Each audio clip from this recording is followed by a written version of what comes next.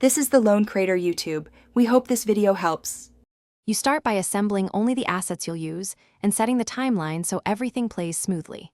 First, import high-resolution photos and any reference clips, then set project frame rate and resolution to match your target export. Once done, drag photos into the timeline at approximate drop points and create short gaps for animation. Make sure to organize layers and label each photo. This prevents confusion later when you add motion, masking, and audio. Begin animating immediately after placement. You now craft the drop. Set keyframes for position, scale, and rotation so each photo accelerates into frame like a real drop. Use easing curves, ease in then ease out, to simulate gravity and impact, and stagger start times across layers to avoid mechanical sync. Once motion feels right, enable motion blur and add soft drop shadows to ground the photo. If available, use a subtle bounce at the end of the motion to sell impact. Keep previewing and tweak timing until it reads naturally. You finish by polishing.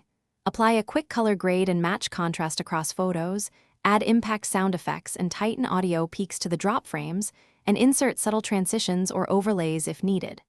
Once satisfied, choose the correct export codec and bitrate for your platform and render a short test clip.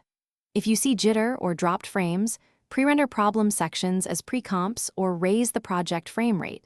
If sync drifts, relink audio and nudge keyframes. Verify final playback on target. Thanks for watching. Consider subscribing if we helped you.